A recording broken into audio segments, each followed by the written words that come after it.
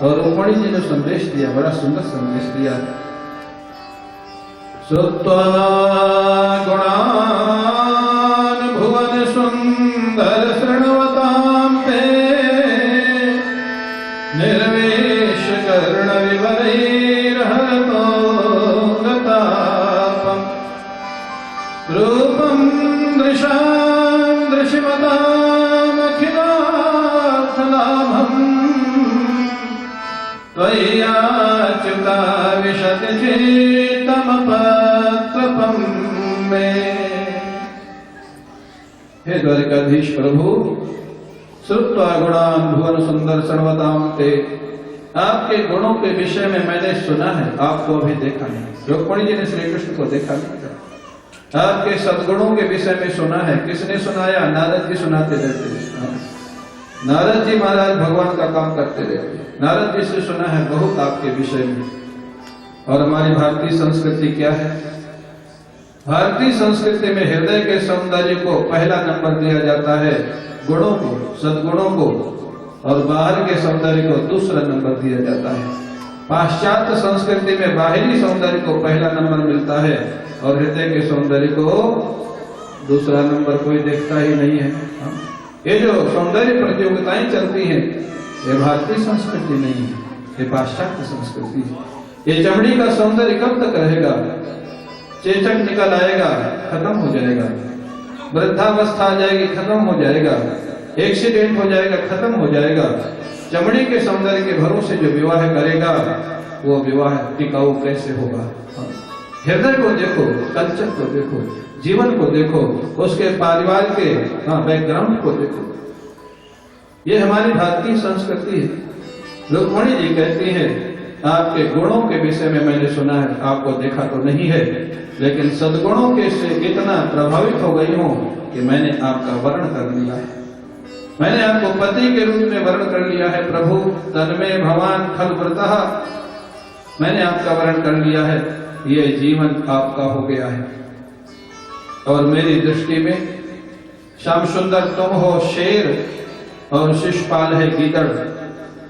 किसी शेर के हिस्से को गीदड़ ले जाए तो बदनामी शेर की होती है। अगर शिशुपाल मेरे को ले ही गया तो बदनामी आपकी होगी, मेरी नहीं, क्योंकि मैं आपकी हो चुकी हूं। आप अगर पूछें, परसों तुम्हारी शादी होने वाली है और आज तुमने संदेश भेजा है, इतनी जल्दी मैं क्या कर सकता हूं? इतनी शीघ्रता में हो क्या सकता है? तो उपाय मैं बता देती हूँ।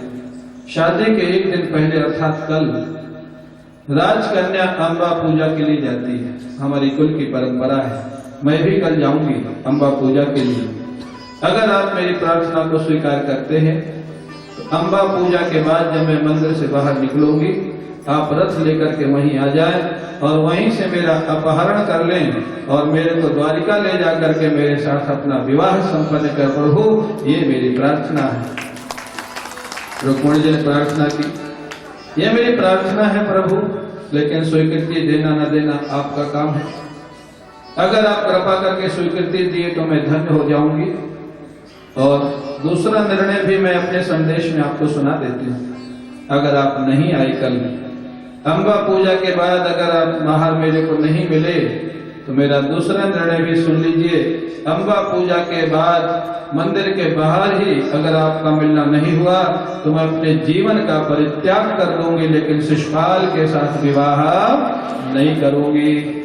अनेक जन्म ले लूंगी, 100 जन्म तक प्रतीक्षा करूंगी प्रभु आपके लिए। 100 जन्म लेना पड़ेगा तो भी विवाह आपके साथ करूंगी, लेकिन शिशुपाल के साथ नहीं करूंगी। ये है निष्ठा, ये है निष्ठा, ये है प्रेम। भगवान ने जब ये संदेश सुना, भागवत में लिखा है, भगवान का हृदय भी द्रवित हो गया। भगवान ने कहा, ब्राह्मण देवता, पहले भी अनेक संदेश रुक्मिणी के मिले, उसको कितना परेशान कर रहे हैं लोग। मेरे को चिंता हो जाते थे, कभी कभी मैं रात्रि में सो नहीं पाता था रुक्मिणी की चिंता से। ब्राह्मण देवता ने कहा, महाराज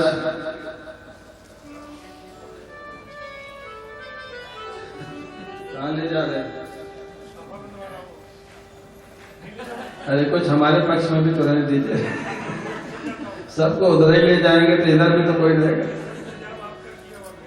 अच्छा ठीक है। तो अब महाराज रुक्मणी जी ने कहा अगर आप नहीं आएंगे तो मैं जीवन का परित्याग कर दूंगी। भगवान ने कहा मेरे को नींद नहीं आती रुक्मणी की बातें सुन करके। संदेश वाहक कितना कुशल था, कितना बुद्धिमान था। उन्होंने कहा प्रभु एक निवेदन करो, प्रार्थना करो। बोले हाँ। बोले आज भी मेरे को लगता है आपको नींद नहीं आएगी, ऐसा संदेश आपको मिला है। बोले हाँ नींद तो नहीं आएगी। जब नींद आना ही नहीं है, आपको सोना ही नहीं है और हमारे पास समय कम है, तो रात्रि के समय का सदुपयोग कर लिया जाए। रात्रि में ही क्यों ना चला जाए जब आपको सोना ही नहीं है। संदेश वहां कैसा होना चाहिए। भगवान को बात अच्छी लगी, सारथी को तुरंत बुलाया, रथ तैयार करो, अभी चलना है। जब कोई काम का निर्णय हो जाए तो बहुत लोगों से सलाह नहीं लेना चाहिए, नहीं तो कंफ्यूजन हो जाएगा। भगवान ने इस घटना को लेकर किसी से सलाह नहीं ली, वसुदेव जी से भी नहीं ली, बलराम जी से भी नहीं ली। रथ बुलाया, सारथी को बुलाया, रथ तैयार करो, स्वयं बैठे, ब्राह्मण को बैठाला, बोले चलो विदर्भ। रात्रि में 10 बजे महल से निकले और प्रातः काल 4 बजे विदर्भ पहुंच गए। 11 बजे बलराम जी को पता लगा श्री कृष्ण अकेले कहीं रथ में बैठ के गए। द्वारपालों से पूछा कहाँ गए? बोले महाराज हम तो पूछ नहीं सकते, गए हैं 10 बजे निकले हैं। कौन कौन साथ में था? बोले खाली वो ब्राह्मण साथ में था जो आया था विदर्भ से। बलराम जी समझ गए रुक्मिणी स्वयंवर में गए, अकेले गए हैं। वहां सब चंडाल चौकड़ी इकट्ठी शिशुपाल के साथ, बड़े बड़े दुष्ट इकट्ठे, बड़े बड़े योद्धा इकट्ठे हैं। अकेले श्री कृष्ण को परेशानी होगी। भाई हो तो ऐसा। बलराम जी ने 11 बजे सेना तैयार की, सारी चतुरंगणी सेना। 11 बजे उन्होंने प्रस्थान किया। 4 बजे श्री कृष्ण पहुंचे तो 5 बजे बलराम जी पहुंच गए विदर्भ। हाँ ये भ्रातृत्व है, ये भाईपना है। वहां पहुंच गए महाराज। इधर 6 बज गया, रुक्मिणी जी को कोई संदेश अभी तक मिला नहीं। सूर्योदय होने वाला। रुक्मिणी जी व्याकुल हो गई, क्या आज ठाकुर जी नहीं आएंगे? ब्राह्मण देवता आए नहीं, कोई सूचना मिली नहीं। अगर आज श्री कृष्ण नहीं आएंगे तो आज का दिन मेरे जीवन का अंतिम दिन होगा, ये सोच करके रोने लग जाती है। जब बहुत व्याकुल होती हैं तो वाम अंग फड़कने लग गए रुक्मिणी जी के। वाम अंग फड़कने लग गए तो थोड़ा राहत मिली, लगता है कुछ अच्छा समाचार मिलने वाला है। उसी समय ब्राह्मण देवता आते हुए दिखाई दिए। ब्राह्मण देवता क्या संदेश लाए हो? ब्राह्मण देवता मुस्कुराए, देवी जी संदेश नहीं लाया, द्वारिकाधीश को ही ले आया हूं। जैसे ये कहा महाराज लक्ष्मी जी प्रसन्न हो जाती है। रुक्मिणी जी लक्ष्मी के अवतार, धन्य हो धन्य हो धन्य हो, यही आपसे आशा थी। लक्ष्मी जी ने साक्षात रुक्मिणी जी ने ब्राह्मण देवता के चरणों में अपना सिर रख दिया। आप विरक्त हैं, आप कुछ लेते ही नहीं तो मैं क्या दूं? आज मैं कुछ भी आपको दे सकती थी संदेश के बदले। लक्ष्मी जी को नारायण से किसने मिलाया? एक ब्रह्मनिष्ठ ब्राह्मण ने। कुछ भी दे सकती थी लेकिन आप कुछ लेते नहीं। मैं आपके चरणों में नतमस्तक होकर प्रणाम करती हूँ। ब्राह्मण देवता आशीर्वाद देकर के वहां से जाते हैं। इधर शिशुपाल की भी तैयारी हो रही। शिशुपाल तो आ चुका है दूल्हा बन करके। शिशुपाल के यहाँ गणेश भगवान का पूजन प्रारंभ हो चुका है। गणानान्त्वा गणपति भवामहे। पंडित लोग पूजन करवा रहे गणेश जी का। क्यों? शिशुपाल के विवाह में बाधा न पड़े, गणेश जी हमारा सहायता करे। और इधर रुक्मिणी जी भी मंदिर में गणेश जी की पूजा करेंगे।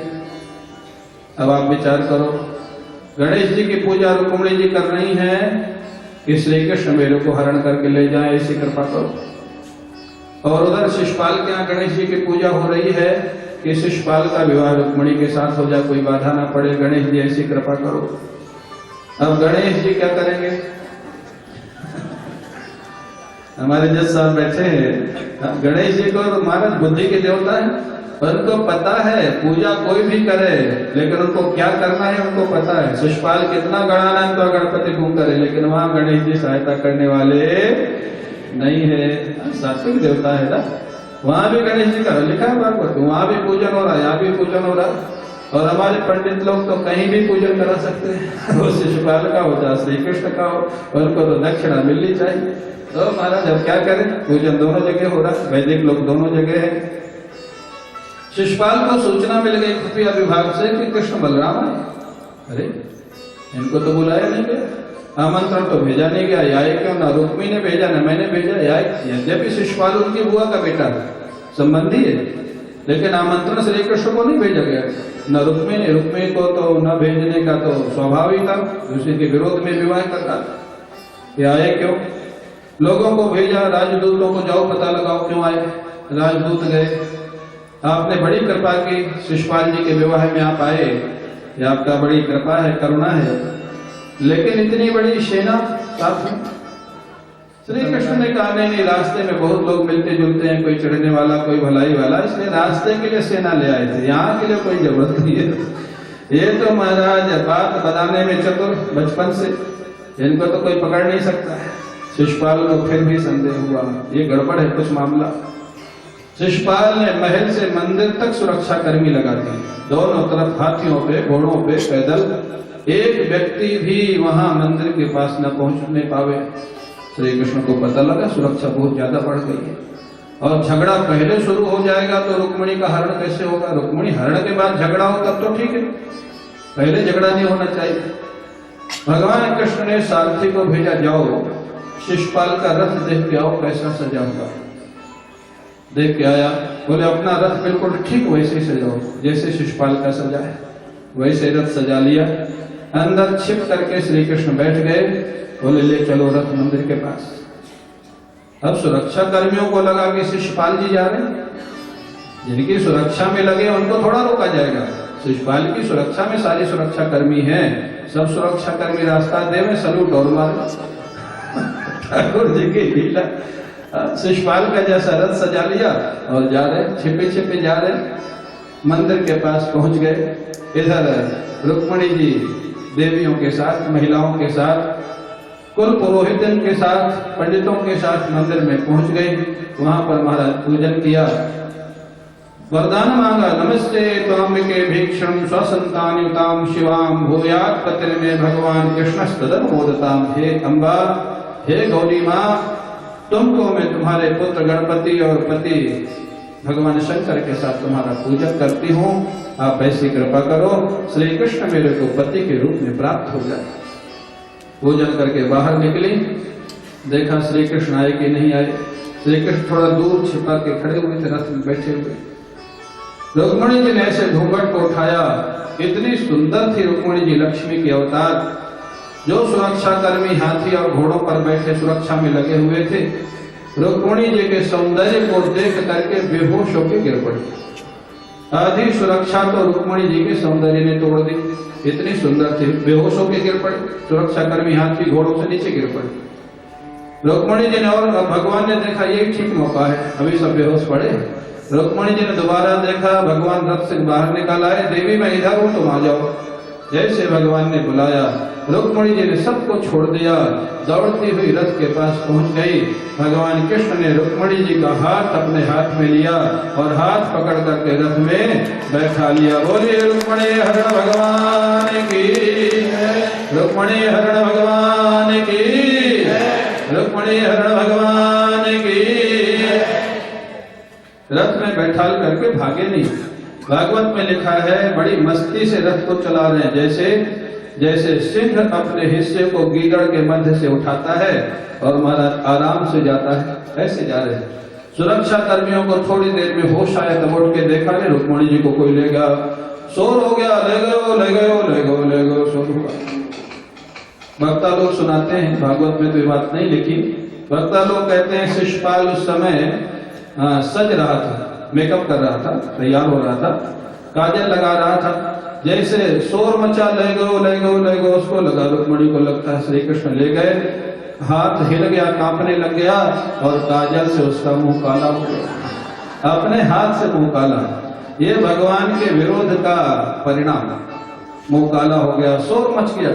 शिशुपाल ने कहा देखो देखो देखो, रुक्मिणी को कोई ले गया। जरासंध, दंतवक्त्र, पौंड्रक, शाल्व, ये जितनी चंडाल चौगुड़ी थी सब उसके विवाह में आई हुई थी। सब इकट्ठे होकर के दौड़े, भागे महाराज। बलराम जी ने सबको रोका।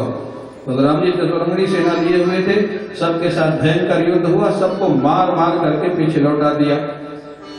अब भगवान रुक्मिणी जी को लेके जा रहे, रुक्मी को पता लगा उसके भाई को, जो मुख्य दुश्मन था भगवान, वो बोला मैं प्रतिज्ञा करता हूं अगर अपनी भाई बहन को लौटा के नहीं लाया तो नगर में वापस नहीं आऊंगा।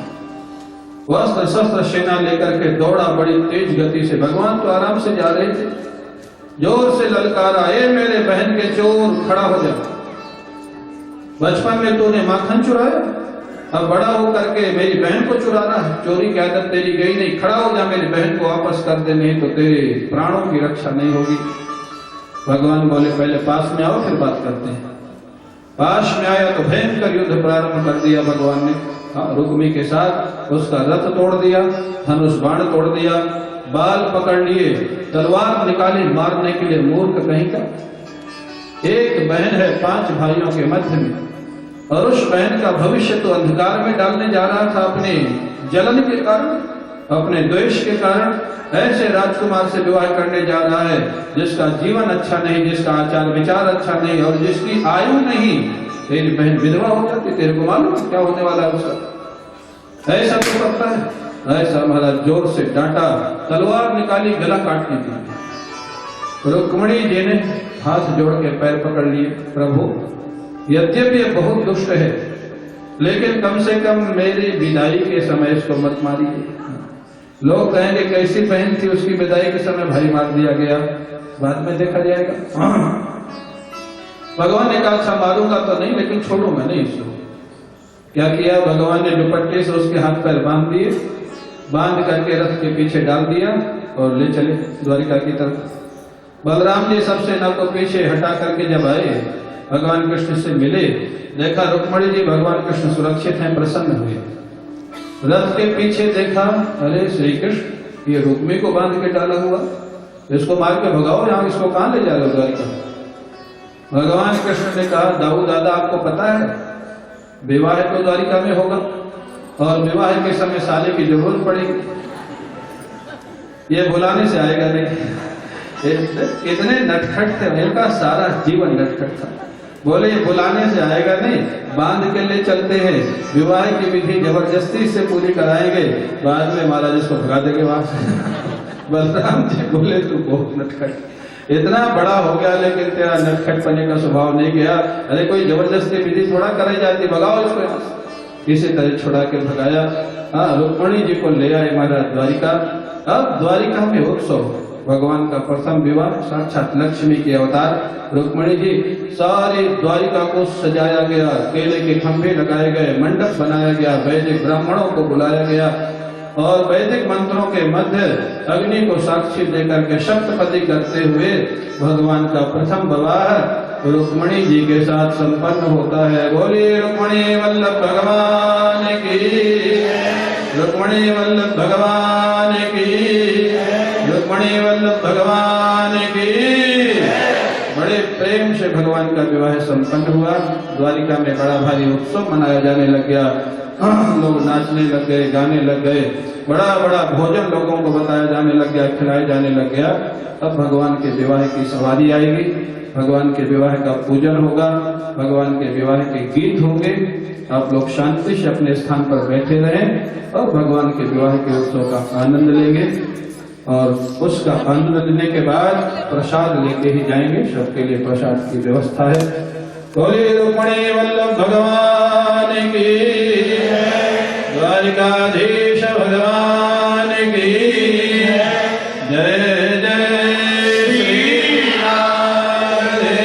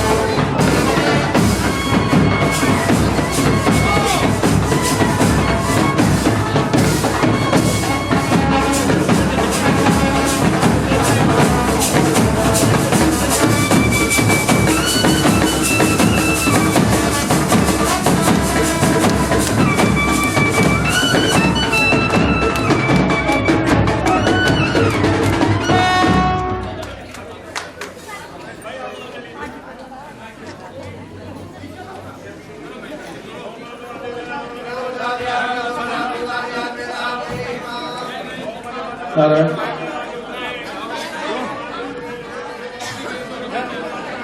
तो लाइट वाला इलेक्ट्रीशियन, लाइट वाला कहीं भी हो, मंच की 3 लाइटें बंद हैं, तुरंत आके चालू करें।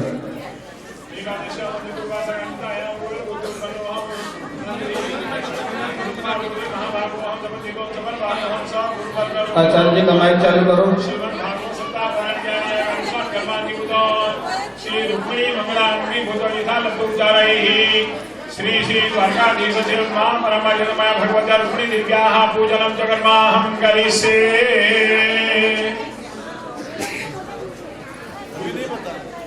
ओम नमः शिवाय देधान देवतमा समूढमश्वागरे स्वाहा तेजदेलवेज पुण्यामहोराते माघे नक्षत्राणि पवचनो व्यात्तं मायिषन्निहाणं मायिषाणो सर्वलोकामायिकान् भगवद्भ्यां श्रीरुक्मिणी कृष्णाभ्यां नमः। स्वाध्याय संप्रजापादि वाचन समर्पयामि असूर कमयात्म सुतामि शांति समर्पयामि ओम त्वां जगाघन स्वामिते स्वामिते स्वदेहि स्वामो भदे स्वामो राजा विद्वानिष्णादम च्युतान् सर्वभ्यां सुखमणि कृष्णाभ्यां नमः